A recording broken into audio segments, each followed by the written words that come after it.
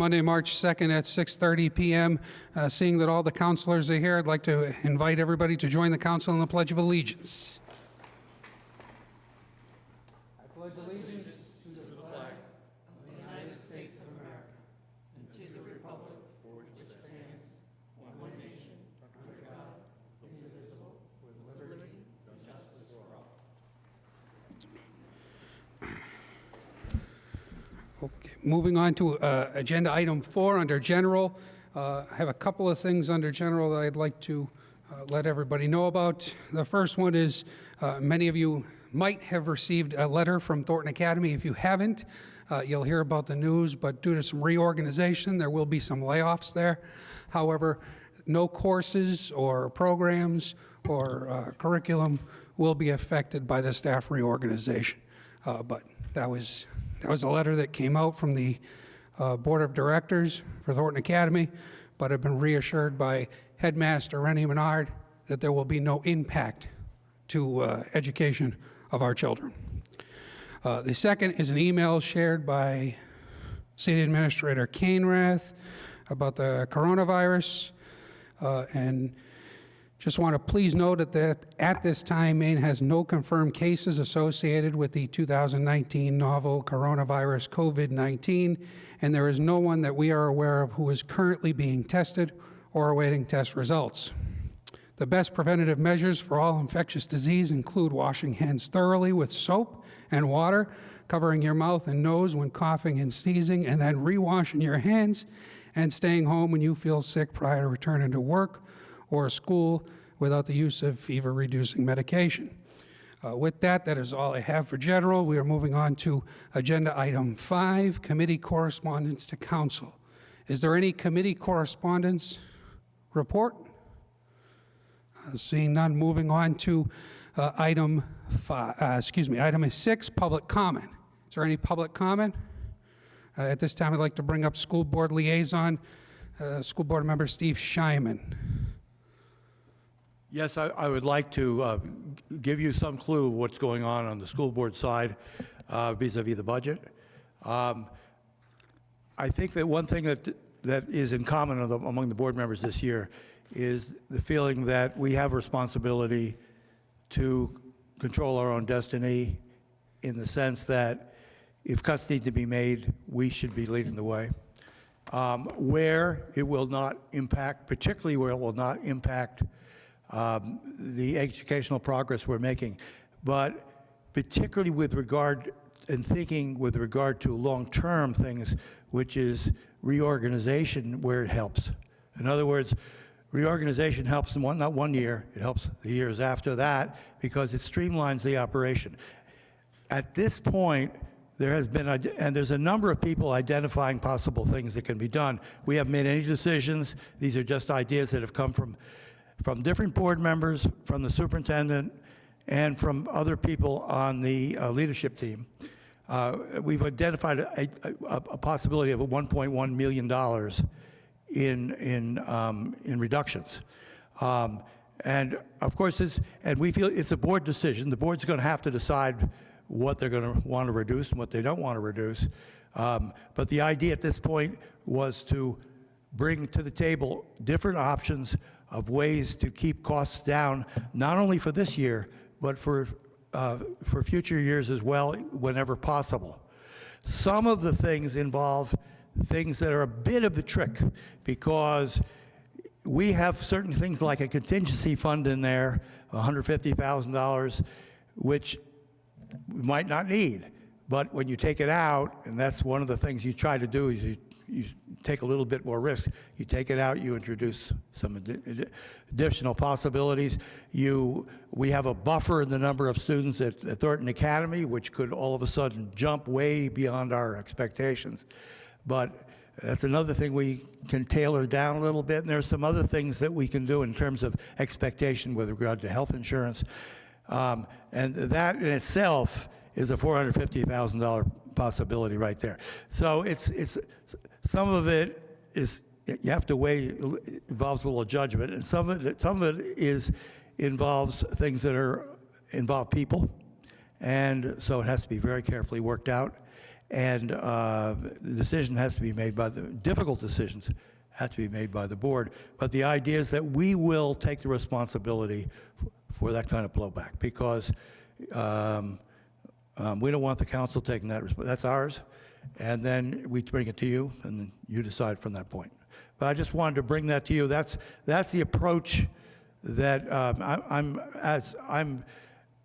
head of the Finance Committee right now. I'm acting chair of the board. That's the approach that I'm using on the thing, is to open this thing up to discussion.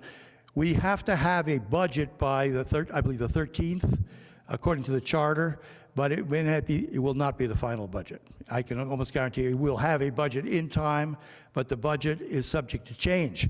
That's the only way we can handle this, because some of the board members want to, and we are going to schedule the next 3 weeks in a row working on this.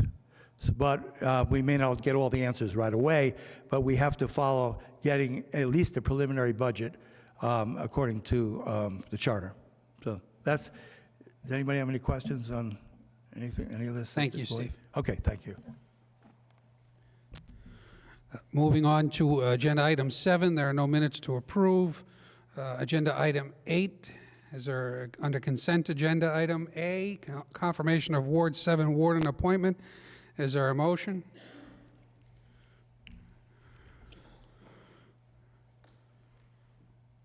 Is there a motion to approve the consent agenda? So moved.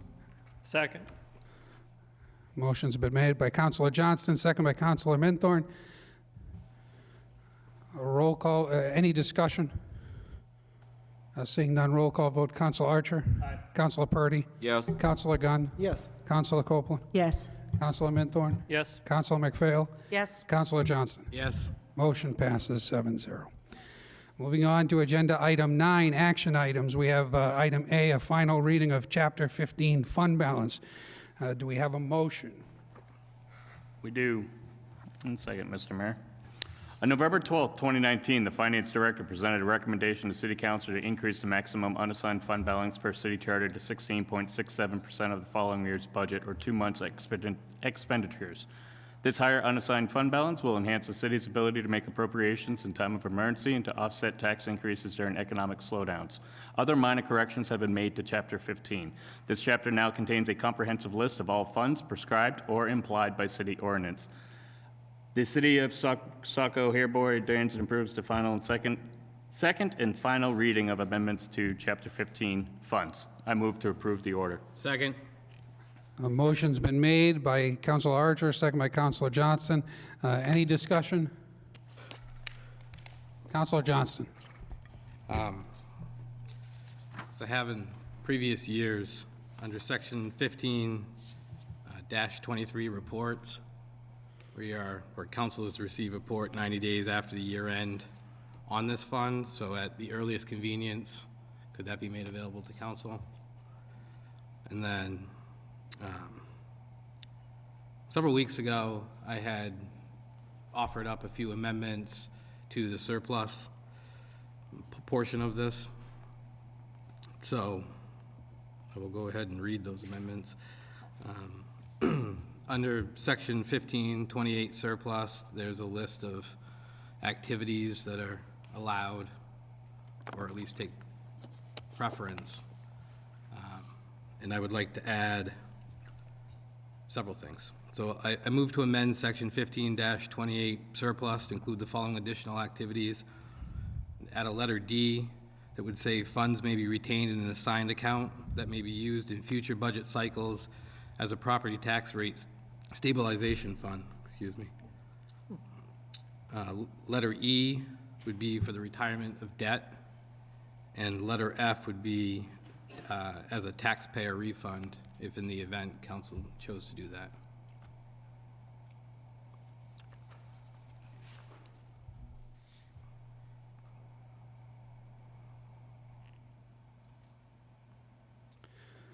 So you're amending, adding a level letter D, Letter D, you want me to read it again? please? Letter D, Do you have it written? yeah. I mean, I could submit it to the city clerk or the city administrator. But letter D is funds may be retained in an assigned account that may be used in future budget cycles as a property tax rate stabilization fund. Letter E was for the retirement of debt, and letter F was a taxpayer refund.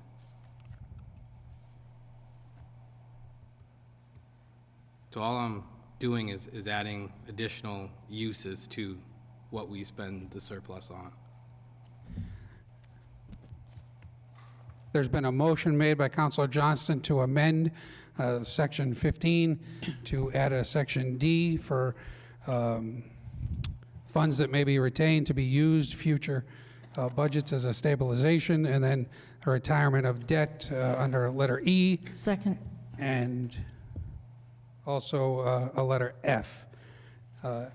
Motion's been seconded by Councilor Copeland. Any discussion? And Councilor Johnston, you're going to submit that to both the finance director and the city administrator? Yes. Thank you. Any discussion on the amendment? Roll call vote. Councilor Archer? Aye. Councilor Purdy? Yes. Councilor Gunn? Yes. Councilor Copeland? Yes. Councilor Minthorn? Yes. Councilor McPhail? Yes. Councilor Johnston? Yes. The amendment passes 7-0. Any further discussion on the main motion? Seeing no further discussion on the main motion, roll call vote. Councilor Archer? Aye. Councilor Purdy? Yes. Councilor Gunn? Yes. Councilor Copeland? Yes. Councilor Minthorn? Yes. Councilor McPhail? Yes. Councilor Johnston? Yes. Motion passes 7-0.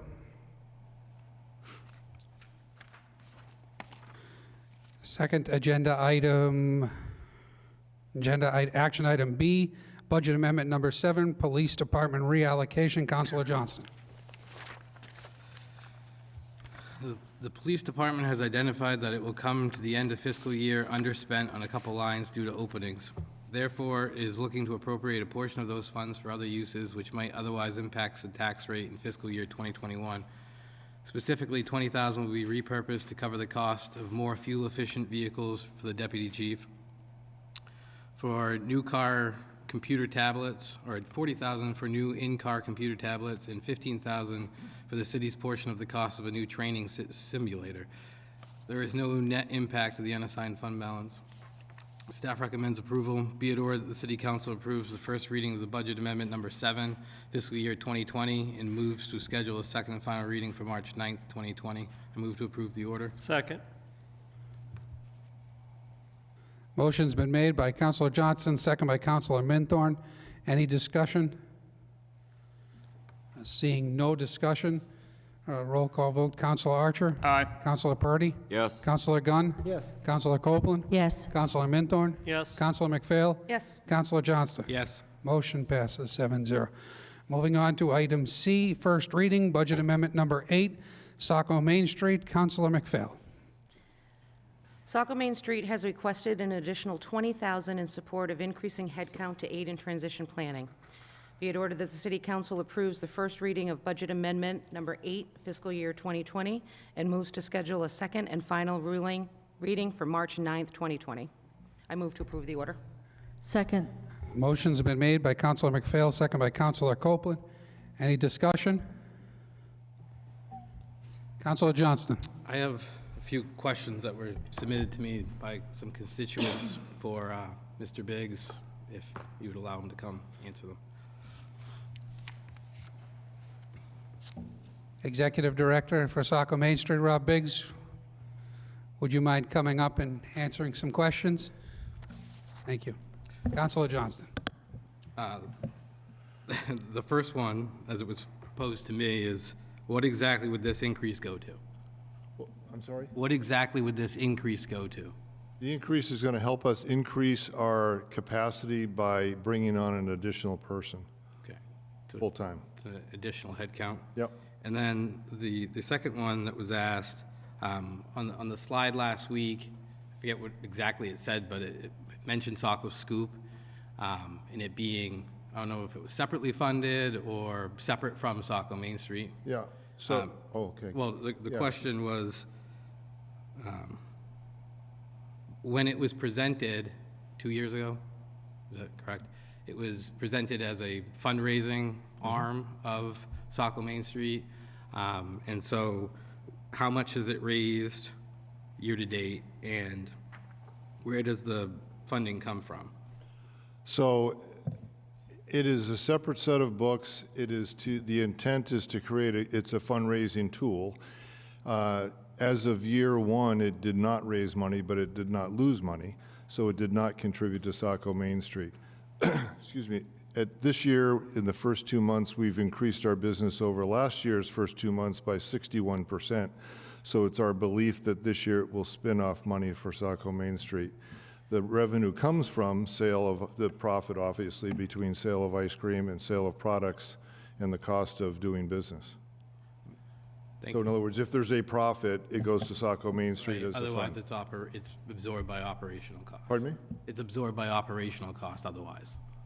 Correct, yeah. Yeah, we have staff and ice cream purchase and equipment and rent and so on and so forth, so. But we've left it as a standalone entity, so it's, we have a separate set of books, so therefore it doesn't, we're not commingling Saco Main Street with Saco Scoop. The intent is to have that be its own entity responsible for itself. Thank you.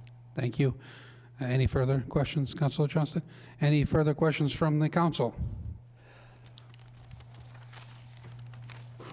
Seeing none, roll call vote. Councilor Archer? Aye. Councilor Purdy? Yes. Councilor Gunn? Yes. Councilor Copeland? Yes. Councilor Minthorn? Yes. Councilor McPhail? Yes. Councilor Johnston? Yes. Motion passes 7-0. Agenda item 10, new business. We have item A, Arts Commission discussion. Defer to the City Administrator, Kane Rath, for presentation.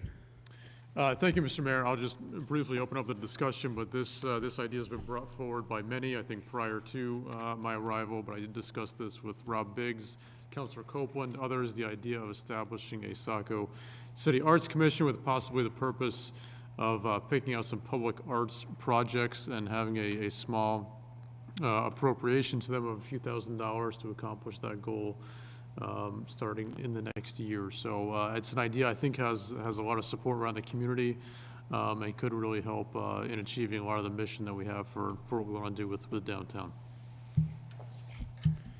And we have received several emails in favor of this, putting together a commission to bring art into the community. And I know Saco Main Street has some great ideas about how to partner with that commission in bringing different art ideas to the community. Any discussion from the councilors? Any comments? Councilor Copeland? Just wanted to let everyone know that this is in compliance with the Bridge 2025 objectives.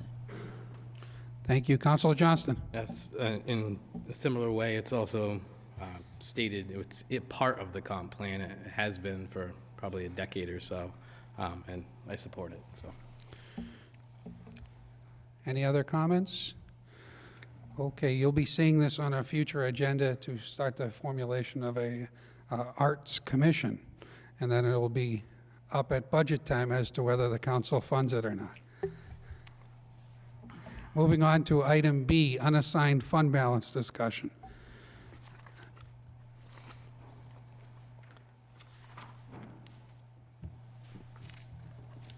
Our finance director, Glennis Salas, will be giving us a presentation. Yes, thank you. Just allow me a second to get connected here. Take your time, we're running ahead of schedule. That's good to hear. We have a schedule.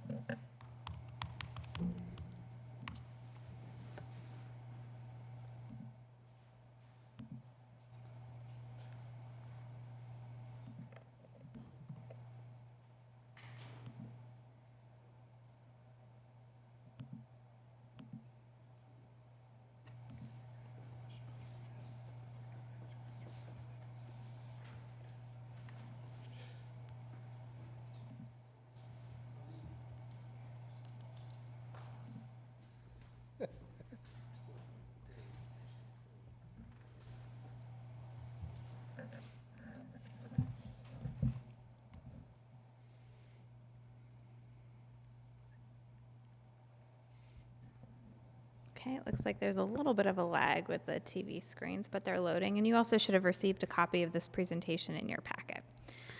So you can reference that as well. And is this presentation on the city website? I believe it would be in the supporting documentation, but it was, I believe, included in the packet. Thank you. Okay, so this evening we're going to talk about the unassigned fund balance. So part of our code mandated process is to present the unassigned fund balance at a meeting in January, then to provide recommendations to the council shortly thereafter. Councilor Johnston, I think you asked about a report of the unassigned fund balance. Councilor Johnston. Oh, the asset forfeiture. Oh, okay. All right. I apologize. So I'll look to send that over to you. So the first question is, what is the unassigned fund balance? So as a review, the unassigned fund balance can be found on Statement 3, which is on page 43 of the Certified Annual Financial Report for the City of Saco, under Total Governmental Funds. So on Statement 3, there's several columns: General Fund, School Operations Fund. The unassigned fund balance that we analyze at the end of every year is all the way to the right under total governmental funds. And that came to $8,970,829 at the end of fiscal year 2019. Essentially, the unassigned fund balance is calculated as the unassigned money in the general fund less any deficits in other funds. What is our fund balance percentage? The fund balance percentage is calculated as the end of year unassigned fund balance divided by the adopted budget for the following year. So our unassigned fund balance at the end of fiscal year 2019 was $8,970,829. That divided by the $56,140,867 adopted budget for fiscal year 2020 calculates to 15.98%. Now, let's not get too excited here. We have made some use of the fund balance year to date. We started the year at $8.9 million unassigned fund balance. $257,402 was budgeted use of surplus for the fiscal year 2020 budget for one-time expenses.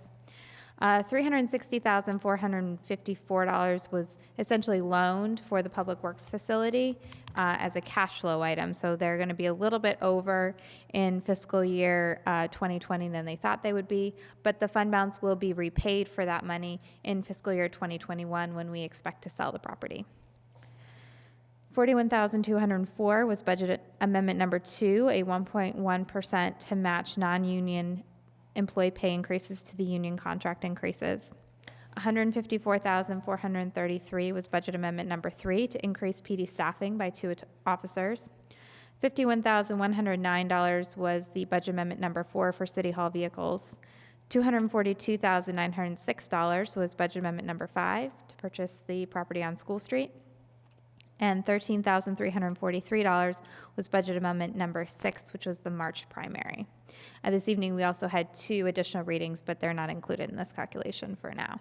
So that takes us to $7,849,978 remaining unassigned fund balance. So what is our fund balance percentage tonight? We're at 13.98%. The recommendation that we're putting forward this evening is let's retain our fund balance at 13.98%. So this evening, the council did choose to approve the final reading of our amendments to Chapter 15, which did increase the maximum fund balance to 16.67%. So that means essentially we don't have a surplus. Prior, under the 10%, we would have had a surplus, but we don't have a surplus anymore. We just have unassigned fund balance. So the recommendation is, since we have made this a goal, our maximum fund balance of 16.67, so that we can, in times where the economy is not so strong, perhaps offset tax increases, or make emergency appropriations with climate change coming. Let's maybe retain this higher maximum fund balance where we stand tonight towards reaching that goal of 16.67%. Another reason to leave the fund balance where it stands is to retain to retain the fund balance to improve our chances of bond rating increase. So this was big news that came to me a couple of weeks ago. Our bond agent with Moores and Cabot reached out and reminded me that under our review for the 2018 bond issuance, S&P had given us a positive outlook, which means there's a chance that the city of Saco could go from being AA to AA+. Now, this calculates to as much as 3 basis points improvement on what we could get for an issuance that we are discussing just next week. 3 basis points improvement on our interest rates calculates to $242,000 on the Public Works facility alone. That's not even taking into consideration future issuances that could come forward around the school, matching state money, and some other things that may be coming down the pike. So it's really, really exciting. We do have financial statements that are in the best condition they've been in 10 years. We have the highest unassigned fund balance going back 10 years, perhaps even further. The school deficit was turned to a fund balance of $1.1 million, which was something S&P had highlighted to us as something that needed to be corrected. And on top of it, we have wiped out the debt from the sewer on our books, from the Water Resource and Recovery Division on our books. So we kind of checked all of the boxes that S&P gave us as part of the last review, and we are working towards updating our review and outlook for SMB to do a review in April. However, our bond agent did say that we needed to be very stingy with any further use of the unassigned fund balance if we really want to take advantage of this opportunity.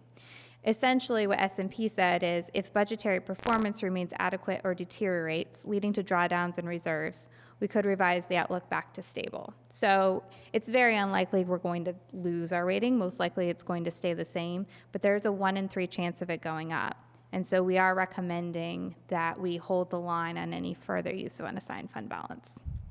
The other reason to keep the unassigned fund balance strong is that we do have to cover cash flow on the Public Works facility. So we are looking to sell the property on North Street, but there's going to be a delay between when the new owners can get into it, and we will be spending sort of the additional $2 million that was supposed to be funded from the sale of the property up front over the summer to finish building the facility, and then receiving that cash closer to the end of the fiscal year. So it's just good to keep that money on the books for the year.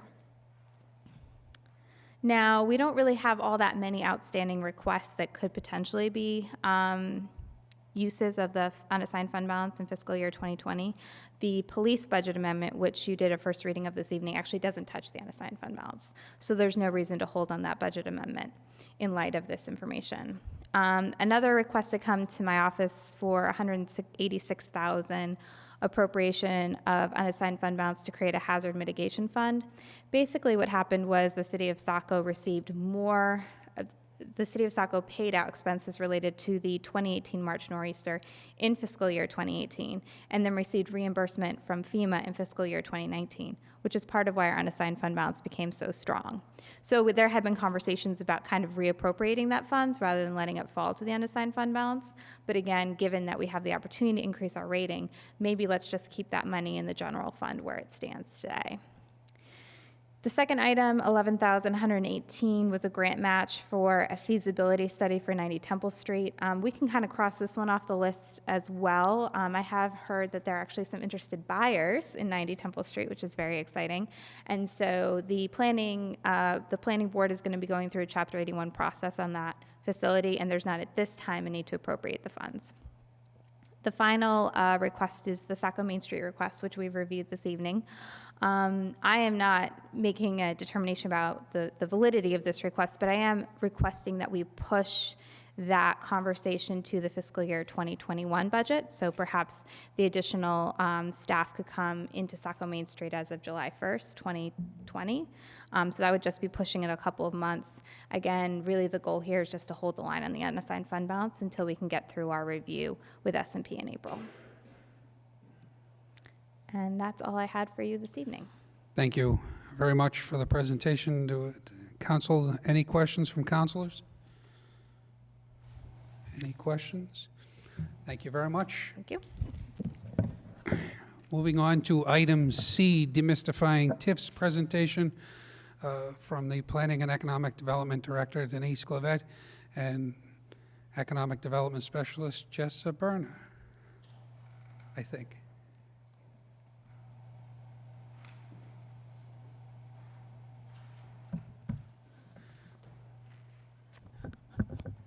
We'll get the technology up and running. But in the meantime, I just want to thank you all. I'll put this to the side here because it's about my height. I have a little bit of a voice remaining, so pardon if I sound a little congested.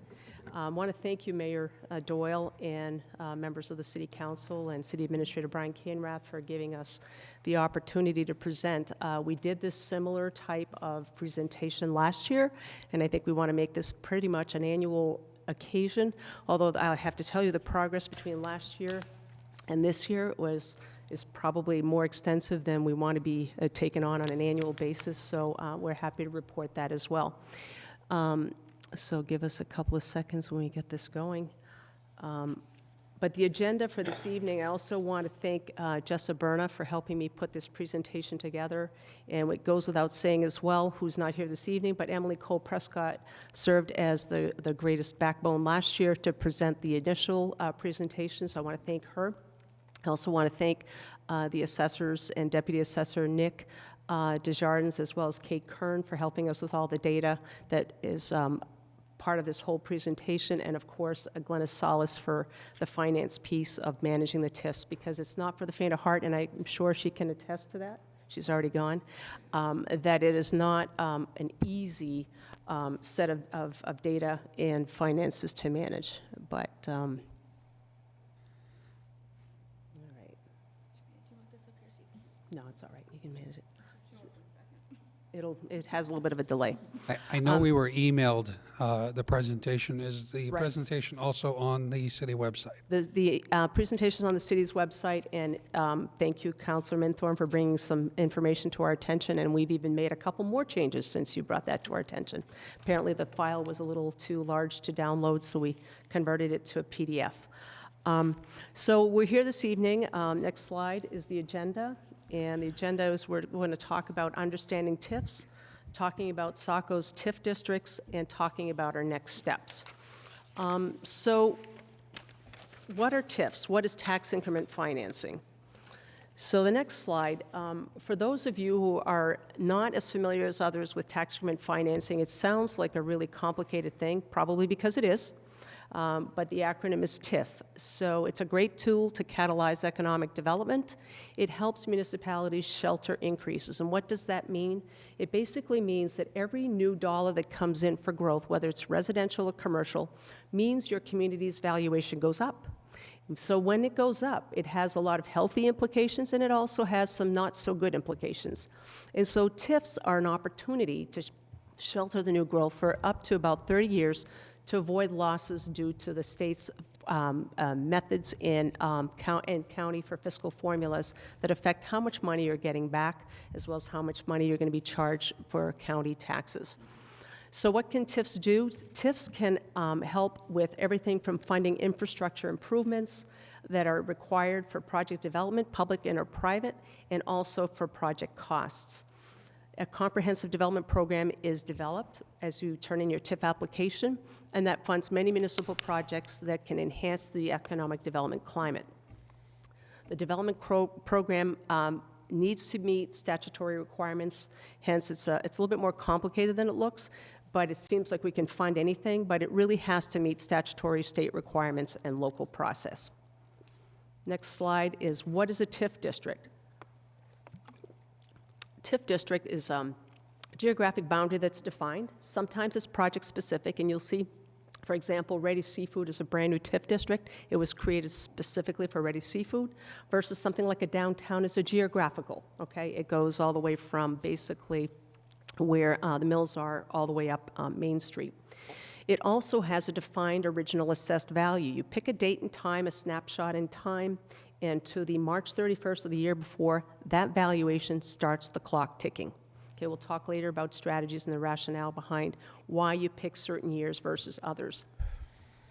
Then you develop a program, and that's created and managed locally. Yes, it does need state approval, but you are completely in charge as a city council and as the city residents through the public hearing process to decide what your development program wants to look like, how much you want to invest in it, and how long you want that to be invested for.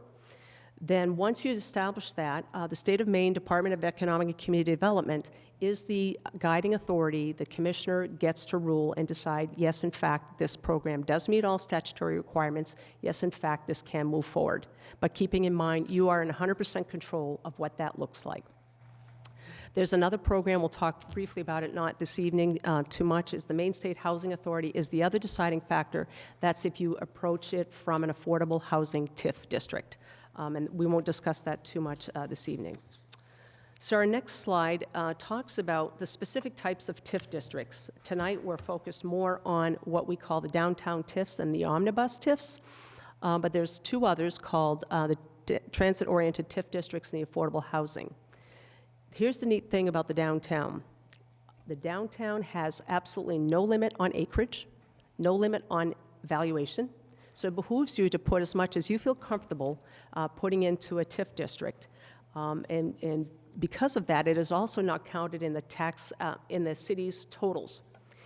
Transit-oriented TIF district is in the same fashion. Wherever it is located, it's for new and expanded TIF, transit service, and also capital. But again, there's no limit on the valuation and no limit on the acreage. So again, it behooves you to take a good look at what you want to put in a transit TIF district. The omnibus, differently, is a geographical or site-specific, and again, that is, each TIF district in an omnibus has a 2% valuation, 2% of the total city's valuation limit. It also has a 2% acreage limit. And the aggregate total of all of those cannot exceed 5% of the acreage, okay? And so you have to take a look at that. And don't worry, I think we're at 2.9 now. We're nowhere near close, so we can actually still have room to move. So that also, I think when you folks get approached and saying, do we have too much land? Do we have too much acreage? Do we have too much valuation in a TIF districts right now? The answer is not really, because if you're not anywhere near the 5%, it's not really hurting the taxpayers to do that, and we'll talk about that in a few minutes as to why. And the last, like I mentioned, affordable housing TIFs, we won't discuss that too much this evening, but that's a separate TIF district to help blighted areas and to improve affordable housing for the city. So what are the benefits of TIF districts? Again, to assist in achieving economic development goals of the comprehensive plan or other vision or planning documents, to attract new investment, jobs, improve the local economy, to accomplish significant infrastructure projects, and of course, most importantly, is the tax shift benefits. So the next slide talks about the general fund. By the way, this is interactive. I know I can present, you guys can ask questions, but I don't have a problem being interrupted if the mayor allows that. That's fine with me. Because sometimes if I'm talking, if there's a question that comes up, it might be easier, to address it at that time. So a municipality determines the percent of new valuation and therefore associated revenues to shelter, up to 100%. All of our TIF districts right now are sheltered at 100%. What is not sheltered goes to the general fund. So the sheltered revenues are used to support municipal expenditures or that are made necessary by economic development, or they can be used to incentivize private investment through a credit enhancement agreement. So the next slide talks about, it's a pretty pictorial, and we actually had it mostly, the numbers run through as we get here. Currently, we have jumped from 45 to 49%. What does that mean? For every new dollar generated here in new growth, whether it's residential or commercial, the city of Saco loses 49 cents on a dollar for every new dollar that's not in a TIF district. So what does that mean? That means in the 49% state-county government, your state aid to education for every new dollar gets reduced by 42%. Your county taxes go up by 2%, and your state revenue sharing goes down by 5%. So therefore, your net loss, for lack of a better word, is 49 cents on every dollar. So for up to the 5% that you're allowed to put into a TIF, in TIF districts, it behooves you to put as much of that as you can into those TIF accounts, because then you can fund public infrastructure projects. I'll give you an example. We'll talk later a little bit more about this. We put about $1.2 million toward the road into the Public Works facility and working into all of that. You would have had to have generated, with this formula, $2.4 million in order to spend 1.2. But because 100% of that 1.2 went into the TIF district, you spent 1.2 million that was generated, and it didn't cost any more than the 1.2. I know it's hard. Are there any questions at this time before we move on to the next slide? No questions? Okay. Next slide. Basically, to summarize what I said, is the TIF shelter new assessed value for municipalities' state valuation. The state valuation is what all the funding formulas are based on.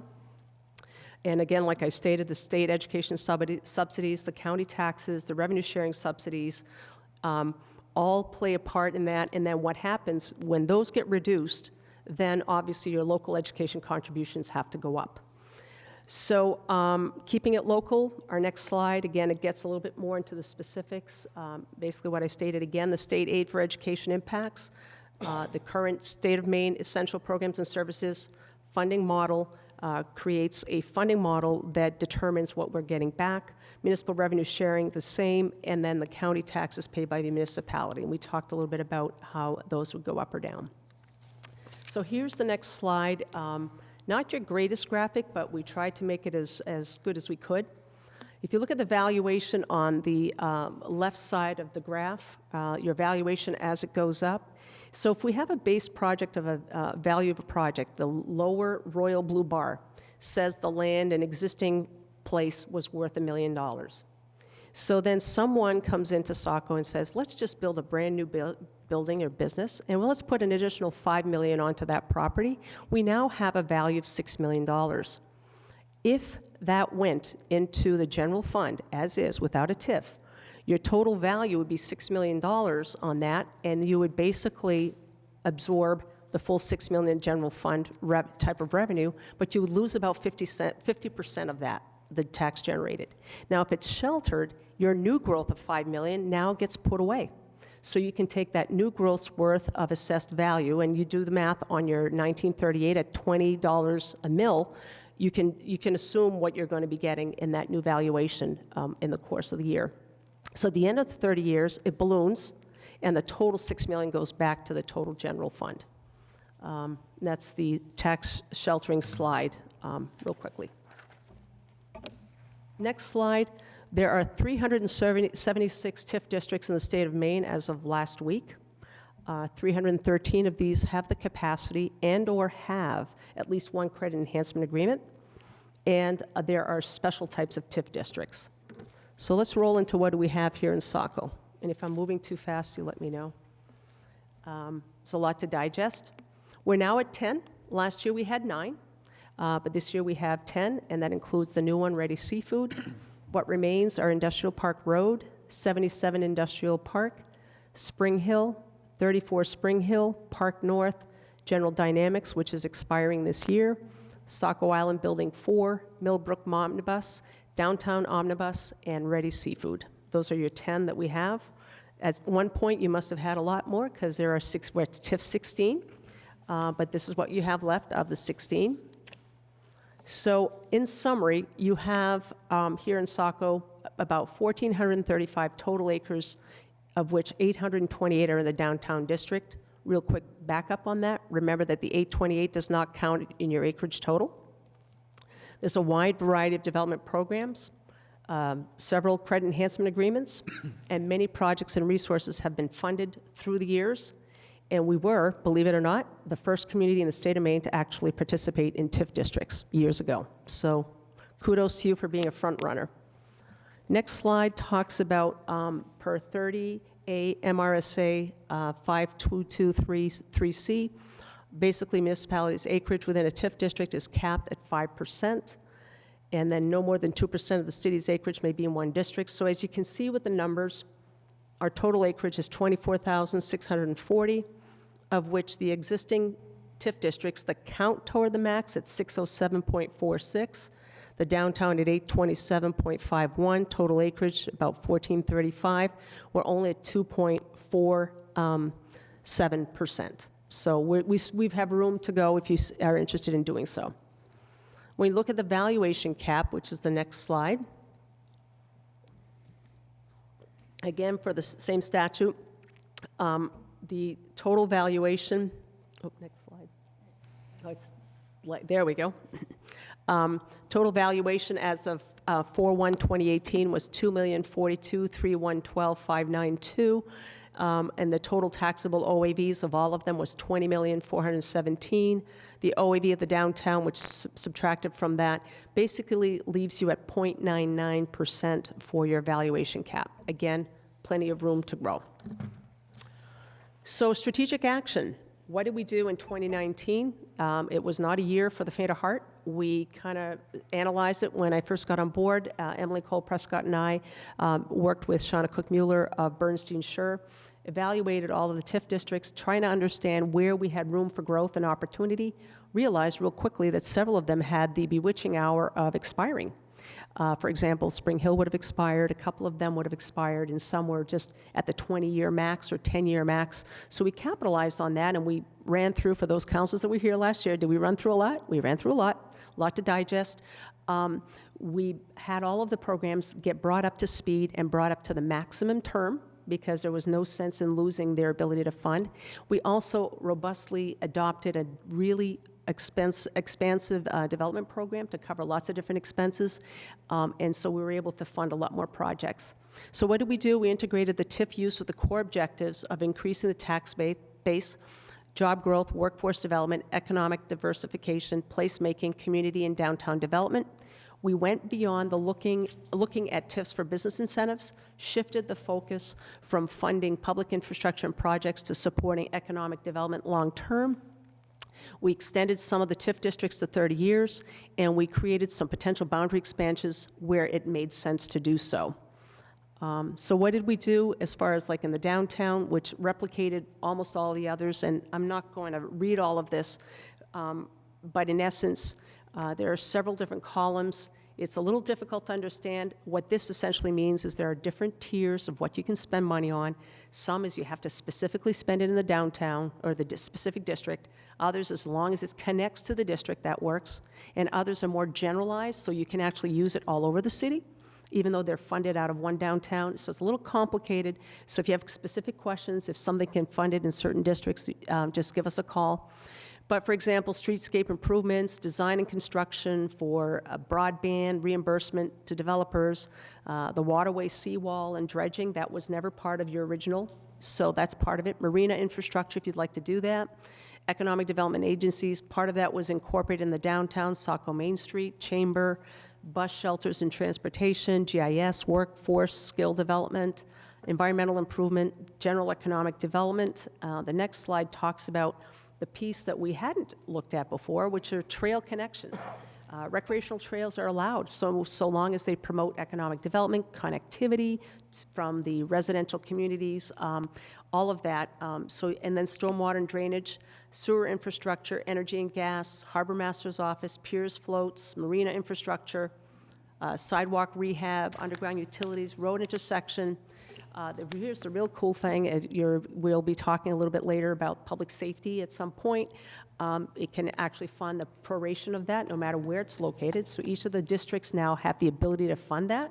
So if you have one TIF district not producing enough funding to fund, like, let's say, a certain percentage of the bond for a fire station, for example, you can actually fund it from several pots of money and not ever end up having to hit the taxpayers again. And then there's costs of capital improvements. So next slides. I'm not going to bore everybody with the details, but the reason why these are all in the slides, you have actually a pictorial you can actually hand to people and say, okay, this is what's going on. This is what we can fund. This is how many acres. This is when it expires. And here we are. So I'm not going to go into the OAV and the terms. I mean, obviously, this one gets done in 2038. This was an example of one that would have expired in 2028. So we extended it 10 years and expanded the program. It had a People's Choice Credit Union, CEA, but right now there are no other obligations. So that one's pretty good. The next one is 77 Industrial Park Road. again, that had the former business name. So what we've done is we've actually renamed them to the street address, because if a TIF district was created specifically to a business and that business is out of business, it doesn't make any sense to still have that name. So the 77 Industrial Park expires in 2028. And let me see here. It's still got a lag. We'll move to the next one. Spring Hill Omnibus is another one that's actually quite, that one was going to expire actually in 2021. And we caught that in the nick of time and expanded that, again, to increase its program. And that's the one, I believe, that's funded the majority of what the road that has gone into for the Public Works building and the new development lots. So the next one is 34 Spring Hill Road. Again, we capitalized on that and extended it beyond its original and expanded their funding program. And the Park North did the same with that one. And the neat thing about Park North is we were able to convince them, that one and Ready Seafood, to fund the downtown. So they are really, the state is really a little bit more stringent on the requirements for what they call portability, the ability for an outside district to fund into the downtown. But a couple of these were able to fund that the economic development, or the job growth in the outskirts of the city actually could somehow be a little bit of a detriment to the downtown, because people aren't coming into the downtown if they're employed in that distance. So we were able to convince the state that we could have the portability. So if that grew at an extensive rate, we could actually take some of those funds and put them into the downtown should we need it. And then General Dynamics is the next one. That one is the one that expires at the end of this year, and it was specifically for General Dynamics and had a CEA capped at $100,000, and that will be completed. Then there's Saco Island Building Number 4 that has a credit enhancement agreement. The Millbrook Omnibus, the same thing. That has one new CEA, Precision Manufacturing, but it also has FFC that existed in May Molecular. The details of those are in there. And then the Downtown Omnibus, again, remember we did a technical revision, found new acreage and valuation. And that one has now 2 new CEAs, Baxter & Cutts and Foresight Realty, but it has a really robust development program as well. So next steps, before we round this out, Ready Seafood, of course, is your newest TIF district.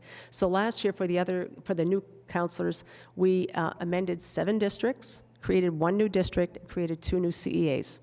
So all of that was done by your former city council. So next steps, your TIF dollars at work. I wanted this number to just punch out, because $3,113,653 was budgeted in FY20 for multi-year projects. That's a lot of money. And when you start looking at what that has been able to actually save from going back to the taxpayers for expenditures, let's go through that real quickly. Just a quick snapshot of our TIF budget for last year. In Industrial Park Road, $840,000 is allocated toward land acquisition, Saco Gateway signage, workforce development programs, industrial park sidewalks, roads bond payment, and the zoning ordinance. In the 77 Industrial Park Road, allocated $100,000 for business retention and expansion. TIF 7 Spring Hill Road paid for the new business lots road construction, which essentially is the road to the Public Works building that leads to your to the lots. Site engineering, it also funded your shuttle bus Zoom expenditure and a prorated portion of your sewer bond payment. And the next slide shows you at 34 Spring Hill Road, $30,000 toward business attraction. Park North, $210,000. A good chunk of that is going to be helping to fund, if it needs be, the street light at Flag Pond Route 1. Zoning ordinance revision coding, mapping and GIS. The Chinburg, $10,000 was taken for the Biddeford Saco Chamber dues, didn't go to the general fund expenditures. And the downtown paid a second installment of the Cutts Ave housing grant, Saco Main Street program at $71,000. We funded $60,000 at the facade improvement grant program, which we're happy to say is going to kick off next month. And we have a downtown grant program that we're looking to kick off in the next couple of months. And Ready Seafood, we didn't take any money out of that because it's just beginning and there's nothing there. So what are our next steps? We want to continue to analyze, evaluate, and run projections. And when I say projections, not year end, it's talking 3 to 5, 8 years out. What do? We want to develop multi-year financial models for large-scale projects and bond debt. And then we want to look at creating a transit-oriented TIF district. And the next slide is just, do you have any questions? Thank you for your presentation. Councilors, are there any questions? Thank you. No Lots to soak questions. in. Thank you very much. You're welcome. Moving on to agenda item 11, the administrative update. City Administrator Kainrath. Thank you, Mr. Mayor. First, Public Works Facility RFP. We've received 4 responses to our RFP we put out just a short time ago. The review committee met this past week to evaluate the proposals submitted, and we've scheduled interviews with selected bidders later this week. And from here, we'll make recommendations that will be brought forward to City Council for consideration and final action. I recently spoke with City Planner Emily Cole Prescott about doing a joint City Council Planning Board meeting. This is actually in our ordinance that we should be having 2 of these a year, actually, and they have not been happening, I guess, the last number of years. So we'd like to get back on the ball on this. We can discuss whether we want to have 2 a year in the future, or maybe at least 1 a year in the future, but it might be a good idea for us to get together at some point. So we'd like to maybe shoot for sometime in April to do this. Any agenda items or things you'd like to talk about here, members of the council, and also the planning board, please submit to Emily Cole Prescott, myself, or to Tori, your agenda items, and then myself, Emily, Mayor Doyle, and the chair of the planning board will sit down to craft an agenda based on your submission. So we'll hopefully get a date together on that and get that going. Lastly, our summer intern program previously mentioned. The application was due March 1st with the Margaret Chase Smith Center at UMaine for hosting an intern. We're going to be hosting just 1 intern this year. We looked at the projects that we have for them to work on. Typically, we've hosted at least 2, and I guess in previous years even more than that, but we've determined that just 1 should be sufficient this year with the projects we have on the table for them. So, and I also mentioned previously that the Maine Municipal Association does have a grant opportunity that we can apply for that would contribute towards the funding for this now single intern position. So we're going to be doing that. I'd also like to thank Jessa for helping with the application. She handled that and submitting it to the Margaret Chase Smith Center. So thank you to Jessa. That's all I have. Thank you. Thank you. Any questions for the city administrator? No questions. Moving on to agenda item 12, council discussion and comment. Councilor Archer. I guess this could have gone to the city administrator because it's a question. So I was initially on board with this new minute change. However, and again, I'm not against it, but I just want some clarification and just more of a legal opinion. Our minutes direct the reader to then go to the video. Is that ADA compliant? Because we're asking people who may be hard of hearing or deaf to then watch a video. And my background is social work, so obviously these things just pop in my head. When I saw it, again, I'm not against it per se, but I just want to make sure that we're making ADA requirements and stuff like that. Thank you. We'll look into that. Perfect. Thank you. Any other council discussion or comment? Councilor Copeland.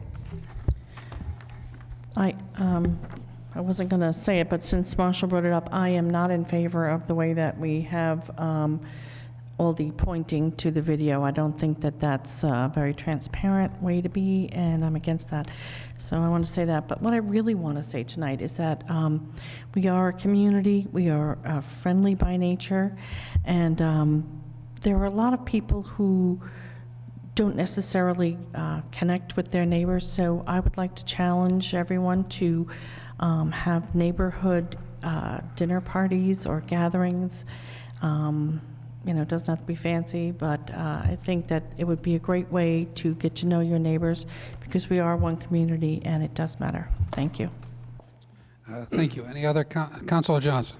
I too would like to agree with Councilor Copeland and Councilor Archer on the minutes, or this new format for the minutes. I gave it a shot, but I had serious issues at the outstart of it because I think it lacks serious transparency.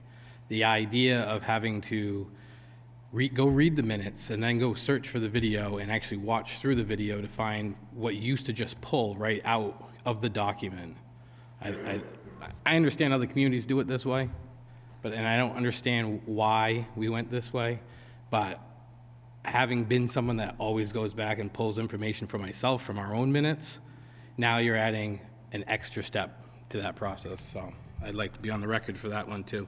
And then the second thing, in the past, we had given budget directives, and I'm just curious as to what exactly that directive was this year. I understand we have new people in new roles. I'm just curious how the budget was created this year. There has been no directive from the city council to the finance director or city administrator. They put forward a maintenance of effort budget that was presented to this council, and that's what they're putting forward. And then it's your job to make any additions or changes. Any other questions? I just have one thing. Meet the Mayor's hours will be this Saturday from 9 to 11 at the Saco Scoop. 9 to 11 at the Saco Scoop this Saturday, the 7th. If there's no other council discussion and comment, we'll move on to executive session. Seeing that there's no executive sessions, so there's no report, we are at agenda item 15, adjournment. Is there a motion to adjourn? So moved. Motion's been made by Councilor Minthorn. Is there a second? Second. Second by Councilor Archer. Hand vote, all in favor? It is unanimous. We are adjourned.